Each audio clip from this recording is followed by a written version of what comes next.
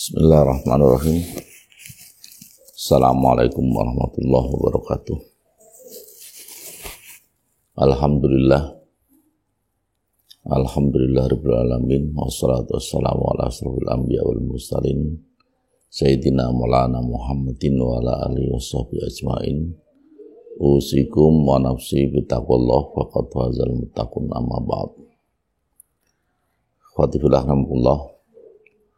Pada kesempatan kali ini saya akan menyampaikan terkait dengan Sulhul Hudaybiyah, perjanjian Hudaybiyah. Yang pertama adalah pada peristiwanya, yang kedua kemarin pada dalil turunnya banyak ayat suci yang terkait dengan Sulhul Hudaybiyah, yaitu pada surat Al-Fath. Dan sekarang tibalah saatnya kita mencoba untuk mengurai apa sih kandungan yang dapat kita petik atau pelajaran apa yang dapat kita petik dari peristiwa-peristiwa yang terjadi pada saat itu.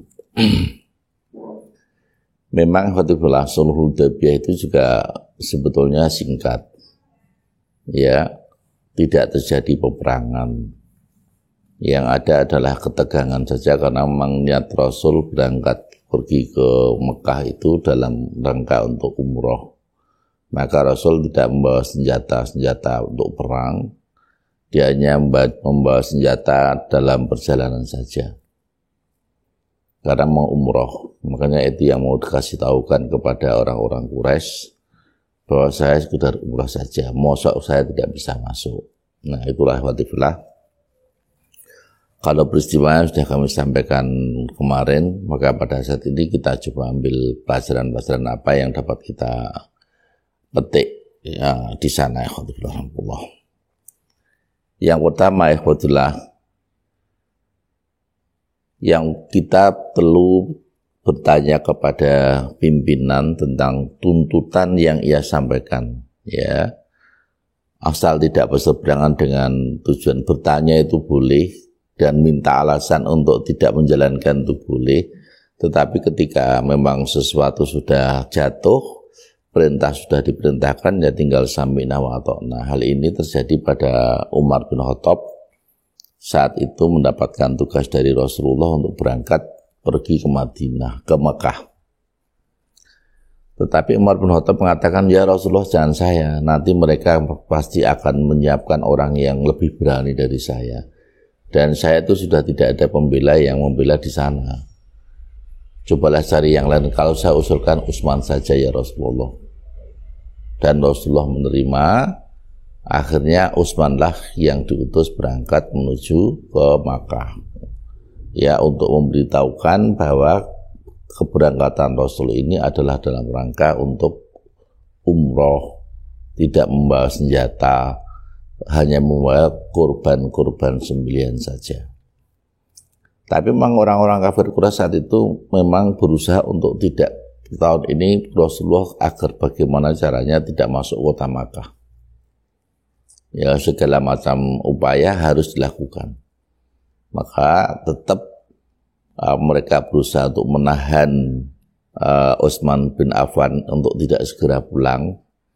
Walaupun tidak segera dibunuh, tapi tidak boleh segera pulang, sehingga kelamaan Utsman bin Affan ini mengandung tanda tanya cukup besar dari 1.400 sahabat Rasulullah yang berangkat bersama Rasulullah. Dan saat itu sampailah terjadinya Bai'atul Ridwan, yaitu baiat amal.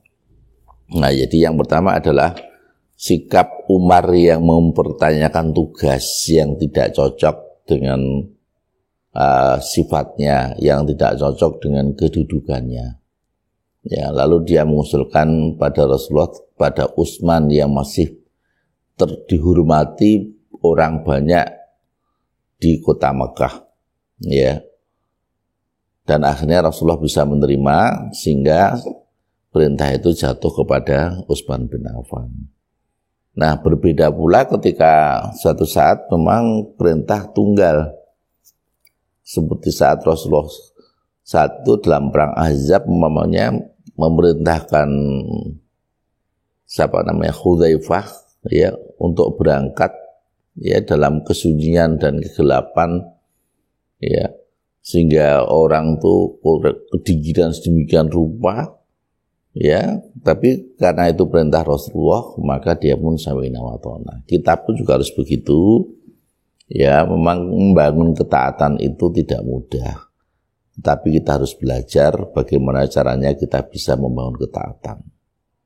Jadi saya ulangi, membangun ketaatan itu memang tidak mudah. Ada saja alasan buat kita untuk bagaimana caranya menolak ketaatan, ya. Tetapi cobalah kita untuk berlepas diri dari semuanya. Bahwa pemimpin yang sudah kita sepakati kita angkat, mari kita taati. Apapun perintahnya, kecuali perintah itu melanggar peraturan-peraturan Allah, kecuali perintah itu adalah perintah-perintah kemaksiatan. Itu yang pertama yang perlu kami sampaikan di sini adalah seperti itu.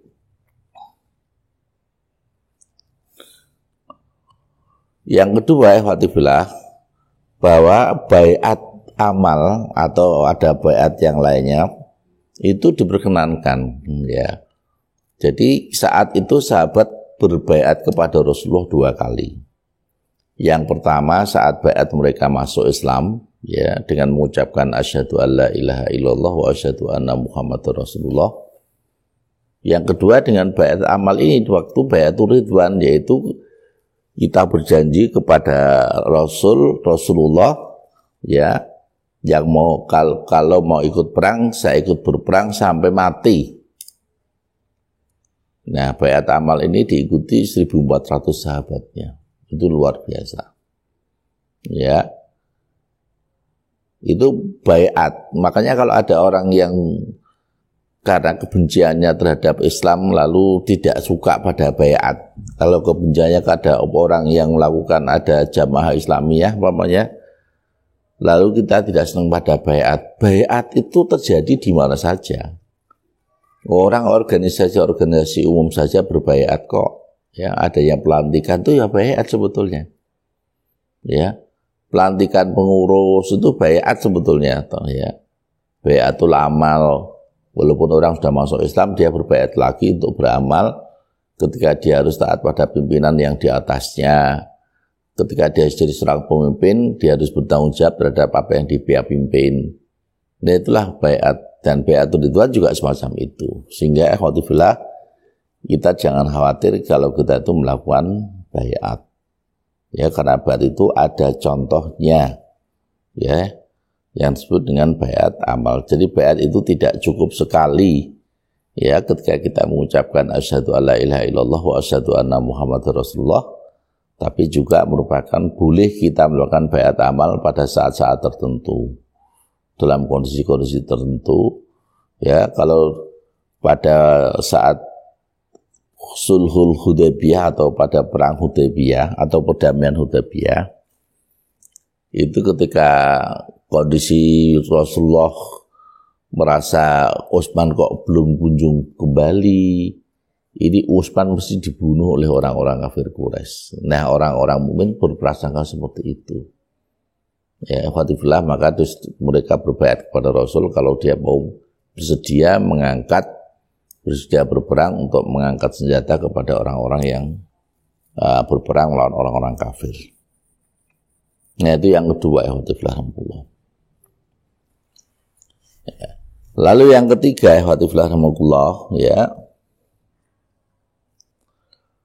orang mukmin itu memang salah satu cirinya adalah ruhama bainahum, ya, dia tumbuhkan rasa kasih sayang di antara orang mukmin yang lainnya, asyidda'u 'alal kufar, dan bersikap tegas terhadap orang kafir. Ya, makanya ini juga berjalan di sini, watifillah. Ya, kita orang muslim di Indonesia ini beragam, bermacam-macam golongannya dan pendapatnya. Kecuali apa-apa yang sudah ulama menyatakan itu aliran sesat, itu adalah saudara kita. Ada NU, ada Muhammadiyah, ya, ada Persis, ya, ada PUI, ada Al-Wasiyah, ada yang di PKS, ada yang di PKB, ada yang di PAN, itu semuanya adalah saudara kita. Nah, kita wajib saling kasih sayang. Ya, jangan suka menuduh saudara-saudara yang lain yang masih beriman, yang masih berislam. Kalau mungkin teman-teman kita, saudara-saudara kita itu kebetulan beramal ya tidak sesuai dengan pendapat kita, ya sudah, itu mengamalnya dia dan kita beramal sendiri tanpa harus mengomentari banyak tentang amalnya dia. Ya, Fatihullah. Ini penting karena ini pelajaran yang penting buat kita semuanya. Karena kita itu sebagai anak muslim itu harus mencintai sesama kaum muslimin. Atau dalam bahasa Qur'annya ruhama. Ada sikap rahim, ada sikap lembut dan seterusnya. Ya. Ya, kalau di ayat yang lain itu kan ada juga ya.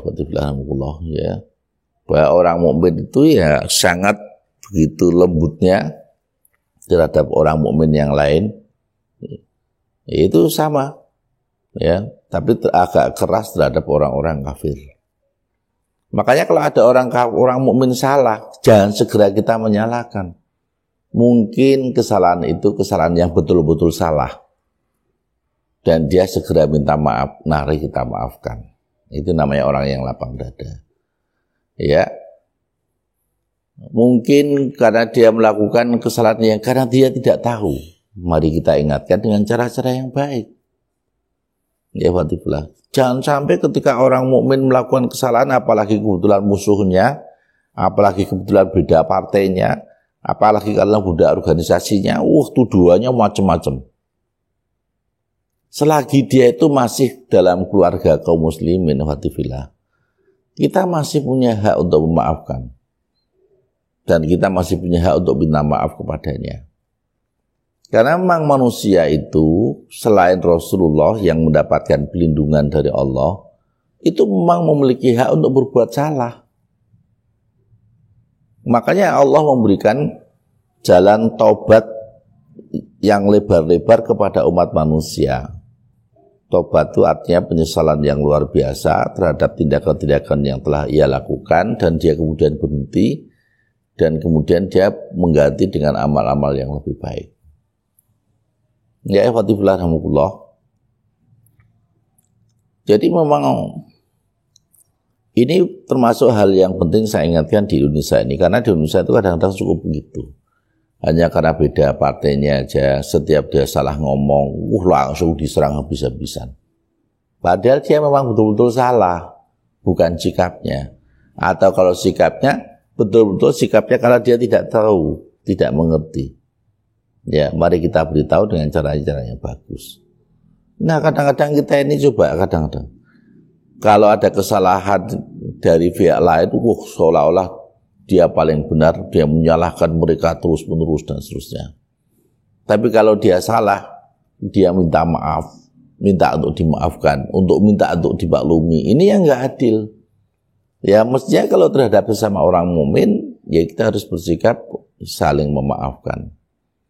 Ya, saling kasih mengasihi, saling menyayangi. Ya. Fatihullah. Inilah mestinya yang harus kita pegang. Sehingga nanti persatuan kaum muslimin itu bisa terwujud. Dan persatuan kaum muslimin itu sebetulnya diperintahkan. Maka ada seorang ulama yang mengatakan persatuan kaum muslimin itu wajib. Tidak boleh gugur hanya karena urusan-urusan yang buruk.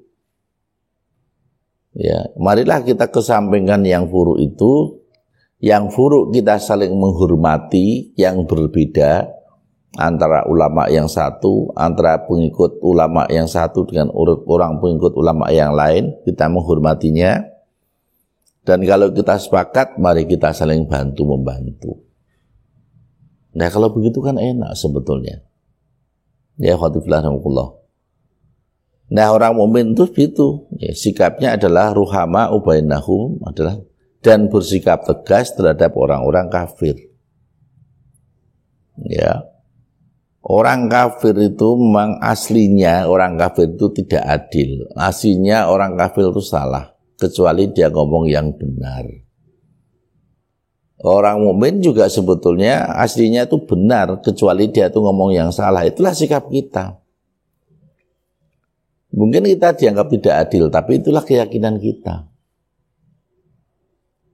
Ya khawatifillah rahmatullah. Jadi keyakinan kita itu bahwa memang kasih sayang itu kita harus wujudkan. Kadang-kadang kita perlu berkorban, perlu pengorbanan untuk bisa mewujudkan situasi yang kita bisa menuju pada kesatuan. Saya telah melihat pada generasi muda seperti orang Ustadz Abdus Somad, itu orang NU, ya, dia bisa memahami perbedaan-perbedaan pendapat yang dilakukan oleh Ustadz UAH yang lebih dikenal sebagai orang Muhammadiyah. Dia ini kadang-kadang ada tulisan yang sebetulnya saya itu sedih membacanya. Ya, orang yang mengerti hafal Quran di sudut mana, di sudut ini dan itu belum tentu benar. Memang belum tentu benar. Ya, apalagi orang yang tidak hafal itu, ya, kan lebih tidak mungkin tidak benarnya lebih besar. Ya. Maka yang begitu-begitu tidak bisa ditulis. Ya, semangat-semangat begitu, semangat-semangat yang perlu dihilangkan, perlu dihapus. Ya, karena semangat itu bukan semangat membangun, tapi semangat untuk memecah belah kaum mukminin saja. Ya, alhamdulillah. Ya. Lalu yang yang keempat, alhamdulillah, maslahat dakwah itu jangan diukur yang seketika saja. Kita juga kadang-kadang perlu memikirkan masalah dakwah yang lebih panjang. Ya, yang sekarang kita boleh berkorban. Sekarang kita boleh mengalah, tapi untuk kemenangan yang lebih panjang. Itulah yang diperoleh Rasulullah saat melakukan Sulhul Hudaybiyah. Perdamaian Hudaybiyah itu seolah-olah merugikan Rasulullah Shallallahu Alaihi Wasallam. Ketika Rasulullah mengatakan awal dari perjanjian itu dengan ucapan Bismillahirrahmanirrahim. Ya, orang kafir Quraisy tidak mau. Dia dengan mengatakan itu dihapus untuk ditulis lagi dengan tulisan Bismikallahumma. Padahal Bismikallahumma itu artinya juga hampir sama dengan Bismillahirrahmanirrahim. Ya, alhamdulillah. Lalu Muhammad Rasulullah itu juga ditolak orang-orang kafir Quraisy. Ya, kafir Quraisy menginginkan kalau Rasulullah sudah saya terima, ya berarti saya sudah menerima kerasulan Muhammad sebagai Rasul. Maka harus dirubah menjadi dari Muhammad bin Abdullah. Ya, alhamdulillah. Terus perjanjian itu sendiri tidak menguntungkan secara sepintas. Tapi coba ketika ada seorang Quraisy yang pergi ke Madinah tanpa persetujuan wali, maka harus dikembalikan. Nah, saat itu ada namanya Abu Jandal. Abu Jandal ini pergi ke Mekah dengan barangkali sudah keborgol dan lainnya, dengan nangis-nangis supaya bisa diterima. Tapi bapaknya Sahal itu lalu datang juga, ya, lalu mengingatkan tentang perjanjian yang telah dibuat oleh Muhammad itu. Maka Rasul mengatakan, ya, kamu pulanglah. Ya, tapi Rasul tidak mengatakan pulang ke Mekah, pulanglah. Maka akhirnya dia pulang, tapi akhirnya Abu Jandal tidak pulang. Ya, setelah itu Abu Basir juga melakukan hal yang sama. Ya, pergi ke Madinah, ya, tanpa persetujuan walinya. Ya, dan ternyata itu pun akhirnya disuruh pulang oleh Rasulullah, dan Abu Basir akhirnya tidak pulang ke Makkah, tapi dia pulang di antara kota Madinah dan Makkah itu. Sehingga berkumpullah di situ orang-orang yang cukup banyak. Dan ketika berkumpul ya, ini cukup mengganggu orang-orang kafir Quraisy ketika dia perjalanan ke Syam. Ya, dia membawa dagangan, ya orangnya dibunuh, dagangannya diambil. Sehingga yang demikian berulang-ulang. Akhirnya orang kafir Quraisy sendirilah yang minta agar perjanjian ini diakhiri. Ya, kita sudah tidak perlu mengadakan perjanjian ini lagi. Ya, silahkan kalau Rasulullah mau tawaf tapi tahun depan. Maksudnya tahun depannya kemarin ini, sebagaimana tahun ini kan sesuai dengan perjanjian itu memang tidak boleh, maka tahun depannya dipersilahkan. Nah, memang perjanjian ini tidak menguntungkan, ya, sehingga orang-orang mukmin sendiri, para sahabat-sahabat Rasulullah sendiri itu bersikap agak ogah-ogahan.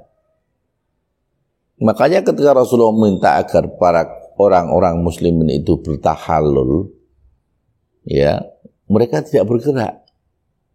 Ya, wegah untuk melakukan.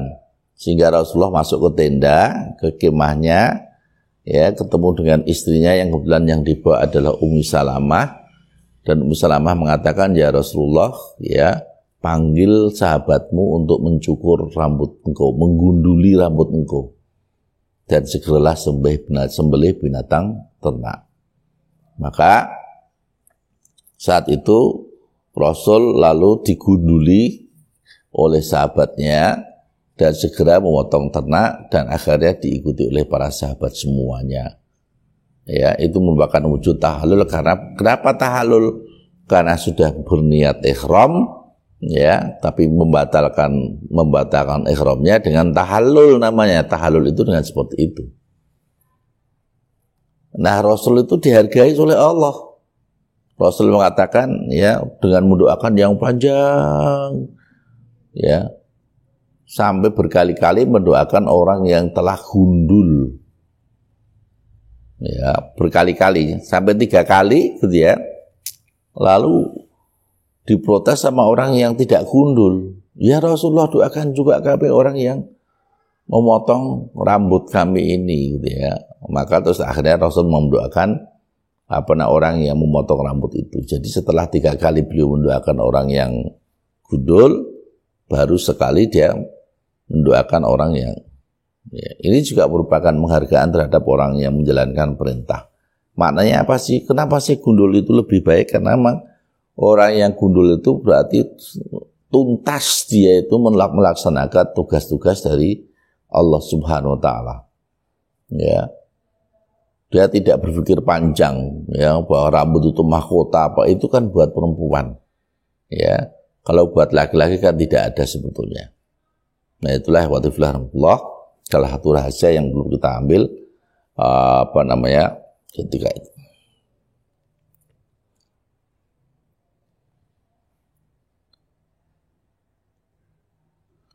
Yang kelima, rahmatullah, bahwa Rasulullah pun juga perlu, dan para pemimpin saat itu juga perlu menangkal maksud para musuh dakwah. Ya. Karena saat itu pembesar-pembesar Quraisy, ya, itu berusaha menghalang-halangi agar Rasulullah tidak masuk kota Makkah. Lalu menghalang-halangi Utsman yang sudah sampai ke Makkah untuk memberitahukan bahwa Rasul itu hanya umrah, tidak segera pulang. Ya. Maka itu akhirnya terjadi Bai'atul Ridwan. Ya. Ya, semangat untuk bahwa kita siap berkorban. Ya. Tapi Rasul saat itu ngalah, ya Fatihullah. Kalau toh dia itu maju, umpamanya mungkin menang. Tapi harus dengan perang. Ya, tapi Rasul ngalah saat itu, ya, sehingga terjadilah apa yang disebut dengan Sulhul Hudaybiyah. Perjanjian Hudaybiyah. Ya. Nah, itulah rahmatullah.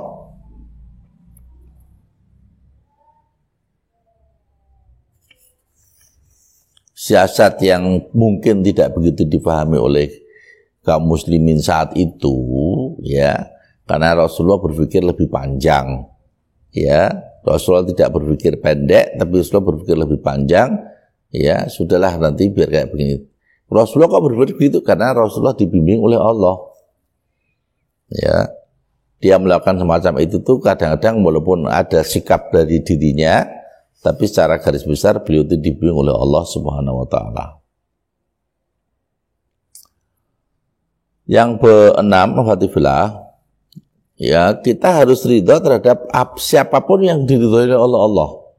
Sebagaimana Rasulullah Sallallahu Alaihi Wasallam yang diridhoi oleh Allah ketika beliau melakukan bai'atul ridwan dengan para sahabat-sahabatnya di bawah pohon tahtas sajarah.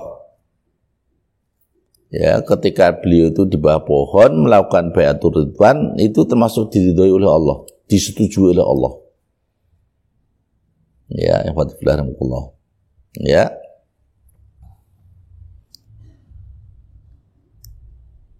Sebagaimana surat Al-Fath ayat 48 namanya, surat ke-48 ayat yang ke-18, yang artinya sungguh Allah telah meridhoi orang-orang mukmin ketika berjanji setia kepadamu wahai Muhammad. Ya, janji setia itu artinya berbaiat.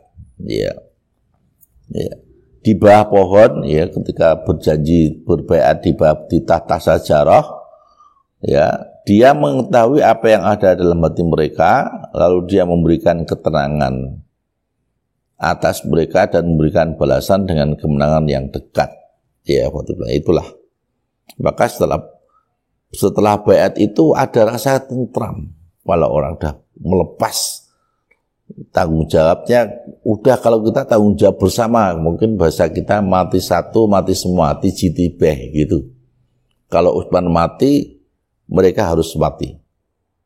Ya, mestinya begitu. Tapi tidak lama kemudian Utsman pun muncul, ya, pulang dari Makkah. Ya. Dan Utsman hanya ditahan lebih lama, dia tidak segera kembali kepada Rasulullah sallallahu alaihi wasallam. Tetapi bai'atul ridwan itu sudah diridhoi oleh Allah, yang akhirnya membuat ketentraman orang-orang mukmin, dan Allah menjanjikan akan diberi kemenangan yang dekat. Maka setelah itu ada perang Khaybar. Ya, perang Khaybar itu juga perang yang kadang-kadang tanpa peperangan itu. Ya, sebagaimana perjalanan Rasulullah yang lainnya kadang-kadang. Yang ketujuh, ikhwatifillah, ya, ketentuan Allah itu tidak berubah. Ya, dalam ayat yang 23 itu Allah mengatakan demikianlah hukum Allah yang telah berlaku sejak dulu. Kamu sekali-kali tidak akan menemukan perubahan pada hukum Allah itu. Ya, yaitu bahwa orang-orang yang benar itu akan ditolong oleh Allah. Orang yang benar walaupun sedikit ketika dalam peperangan itu mendapatkan pertolongan dari Allah. Dalam perang Badar umpamanya, kaum muslimin sedikit sekali, dan kaum muslimin tidak dalam rangka siap perang. Tapi karena pertolongan Allah itulah menjadi kaum mukminin menang. Lah pada perang Uhud juga ditolong oleh Allah, sehingga kaum muslimin tidak berantakan sama sekali. Ya. Dan pada perang-perang yang lain Allah selalu menolong hambanya. Intan surullah yansurkum yustabit aqdamakum. Barang siapa yang menolong agama Allah, pasti Allah akan menolong kamu, akan mengokohkan pendirian kamu. Ya. Nah, inilah yang perlu diingat orang yang berjuang itu. Ya, memang agak miris kadang-kadang. Ya, batasnya saya nanti mati gimana? Ya, mati kan memang harus sebuah keharusan. Ya, mati itu sebuah keharusan. Kalau sebelumnya didahului dengan penderitaan yang panjang karena mendapatkan siksaan dari musuh-musuh Allah, ya itu sebagai jalan untuk menuju mati aja. Nah, kita butuh istiqomah. Nah, maka istiqomah itu termasuk urusan yang berat. Sebagaimana Rasulullah ketika Allah berfirman, "Fastaqim kama umirta," beristiqomahlah sebagaimana aku perintahkan kepadamu. Maka Rasulullah itu memikirkannya sampai beruban. Ya, memikirkan yang saking peliknya istiqomah itu sampai beruban, ikhwatillah. Ya. Istiqomah itu memang berat. Ya. Maka kita tidak mudah mengatakan istiqomah, tapi kita perlu memohon pertolongan kepada Allah, perlu memohon bantuan kepada Allah agar kita itu bisa tetap istiqomah, mendapatkan bantuan dari Allah SWT. Karena memang Allah akan selalu membantu agamanya. Orang yang membantu agamanya. Loh, Pak, kenapa itu ada ulama-ulama yang meninggal? Nggak ada pejuang-pejuang yang terbunuh. Apakah itu namanya ditolong? Memang 1-2 ada. Tetapi secara keseluruhan, kaum muslimin kan menang. Ya, dalam perang salib umpamanya. Itu juga sama. Nah, itulah namukullah. Ya. Sedangkan yang berikutnya, menghindari kerusakan itu didahulukan daripada mendapatkan manfaat. Gitu ya. Jadi sebetulnya kalau Rasulullah mau perang boleh. Tapi perang itu kan sebetulnya memang tidak kita sukai kan. Makanya ketika diwajibkan perang, kutiba alaikumul qital gitu ya. Maka Allah melanjutkan dengan ayat berikutnya dengan wa huwa kurhul lakum. Padahal qital itu tidak kamu sukai. Maka sebetulnya Rasulullah saat itu kalau perang, kemungkinan perangnya besar. Kalau Rasulullah ingin memaksakan diri juga besar. Tapi Rasulullah kepengen masuk kota Mekah dengan tenang.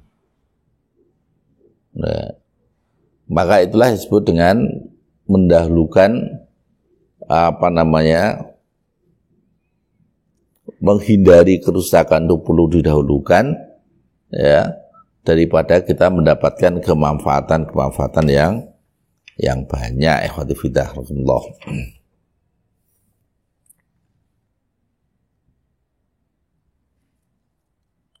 Juga ikhwati fillah, kita harus punya tekad yang berikutnya, yaitu kita tetap harus memusuhi para musuh dakwah dengan sengaja. Ya, ini ketika ada orang yang turun ya ke Madinah sekitar 80 orang begitu yang mau membunuh Nabi. Ya, tapi dilawan oleh Nabi, tapi akhirnya mereka tunduk. Maksudnya dia tidak meneruskan perlawanannya itu, dan Rasul pun tidak langsung membuat mereka itu mendapatkan hukuman. Ya. Tapi kita berniat untuk melawan itu memang penting. Ya, kita tidak boleh membiarkan kedzaliman itu merajalela ya wadubillah. Kedzaliman itu harus dihentikan. Kita harus ganti dengan keadilan. Walaupun ini kita harus ucapkan berkali-kali, tapi itu memang sebuah keharusan. Ya, sebuah keharusan itu. Karena memang kedzaliman sekarang ini sudah hampir merajalela, hampir di semua sisi. Ya, coba bayangkan kalau ulamanya suka umpamanya banyak ngomong-ngomong yang agak kurang tepat, lalu santri-santrinya juga ngomong-ngomong yang kurang tepat, ya akhirnya masyarakatnya juga tambah lebih kurang tepat lagi. Maka dari itu kalau ulamanya mau menghentikan kedzaliman, maka ulama itu sendiri harus menghentikan ya ungkapan-ungkapan yang tidak benar ya. Ya, silahkan kita membangun bersama-sama ya, bersama para ulama-ulama kita yang jumlahnya bisa ribuan di Indonesia ini dengan berbagai macam jenis kelompoknya. Apakah dari kelompok NU, kelompok Muhammadiyah, kelompok Persis, dan kelompok PUI, dan kelompok Al-Wasliyah, dan lainnya. Ya, marilah kita bersungguh-sungguh untuk bagaimana kita mewujudkan persatuan Islam itu. Ya, khawatifillah namukullah. Dan yang ke berapa itu? 12 atau 11 itu ya. Yaitu mewaspadai fanatisme jahiliyah. Dan Rasulullah memang sudah mencoba untuk menghentikan fanatisme jahiliyah itu sejak dari awal. Ya, alhamdulillah. Ya, sejak waktu berangkat pada perang sebelumnya pun Rasulullah mengingatkan, ya, jangan terjadi fanatisme jahiliyah. Dan fanatisme jahiliyah inilah yang digunakan oleh orang-orang kafir jahiliyah dalam memerangi kaum mukminin. Ya. Fanatisme jahiliyah itu kayak apa? Ya mungkin fanatisme karena keturunan. Saya ini keturunannya ini, keturunannya orang ini, ya. Yang tidak boleh ketemu sama kamu, yang tidak boleh salaman sama kamu, dan ini tidak boleh yang kayak begini nih. Ya. Semua manusia itu punya hak yang sama.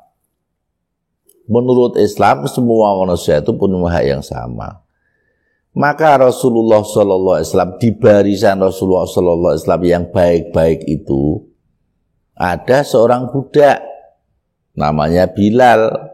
Adanya budak yang namanya Zaid bin Harisah. Bahkan salah satu budak itu juga menjadi anak angkat beliau. Ada juga orang yang dari Iran, namanya Salman Al-Farisi. Ada orang yang keturunan Yahudi juga, yang itu semuanya bisa bertemu, berkumpul bersama kaum muslimin dan tidak saling mengunggulkan satu sama lainnya. Ketika satu dan lainnya saling mengunggulkan, maka langsung diingatkan oleh Rasulullah, apakah kamu akan kembali kepada masa-masa jahiliyah yang dulu? Ya. Nah itulah watiflah. Maka ini yang perlu kita ingatkan terus-menerus. Kadang-kadang kita juga seperti itu. Kita itu dengan Malaysia itu satu rumpun. Ya, orang Melayu. Nah kata Abdul Somad, orang Melayu itu orang Islam artinya. Maka kita jangan mau jadi domba juga. Mungkin ada kesalahan orang Malaysia. Nah, ada kesalahan orang Indonesia. Nah, tapi cobalah itu dikerundingkan orang-orang yang memang memiliki kapasitas untuk berunding. Ya.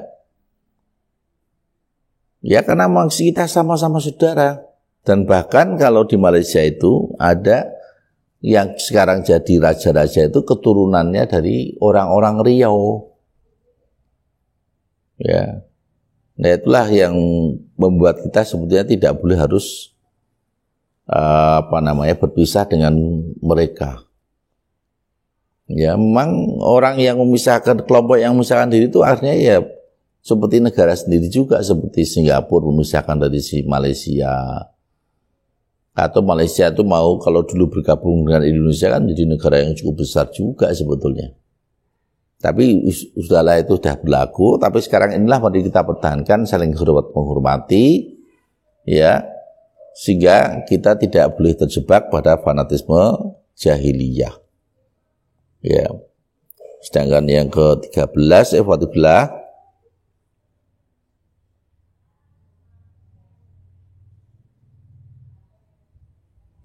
tidak ada dialog dengan penganut agama-agama yang lain kecuali dengan kata-kata seruan agar orang lain itu masuk ke dalam Islam saja. Kenapa demikian? Karena memang kita sudah punya keyakinan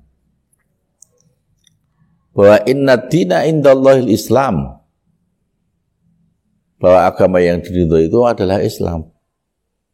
Maka yang lain itu kalau bisa ya silakan, kalau tidak mau ya monggo saya hormati. Kita menghormati juga orang-orang yang di sini mengambil keyakinan yang berbeda dengan keyakinan kita. Ya kita menghormati saja sebagai anak bangsa, bagaimana anak bangsa juga. Ya kita saling menghormatilah di antara kita. Ya.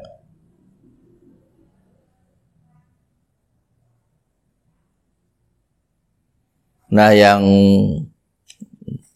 terakhir adalah pujian Allah terhadap sahabat-sahabat Rasulullah Sallallahu Alaihi Wasallam. Ya karena memang apa? Karena sahabat-sahabat itu terbukti, makanya sampai Allah mengatakan kuntum khaira ummatin ukhrijat linnas. Ini sebetulnya ayat yang khusus diturunkan pada saat itu ya, pada para sahabat yang memang layak untuk menjadi khaira umat ukhrijat linnas, menjadi sebaik-baik umat yang dikeluarkan di antara manusia. Ya. Itu pujian Allah terhadap para sahabat-sahabat, terhadap Rasulullah dan para sahabat-sahabatnya. Ya, apalagi kita pada peristiwa Baiatur Ridwan. Ya, itu dipuji juga oleh Allah. Coba kita lihat di dalam surat Al-Fath ayat yang ke-29 namanya, itu ayatnya panjang sekali. Ya, ini ayat yang terakhir ya. Muhammad adalah utusan Allah dan orang-orang yang bersama dengan dia bersikap keras terhadap orang-orang kafir, ya, tetapi berkasih sayang sesama mereka. Ya, kami melihat mereka rukuk dan sujud mencari karunia dan keridhaannya. Inilah yang dilakukan oleh para sahabat-sahabat Rasulullah Sallallahu Alaihi Wasallam. Ya,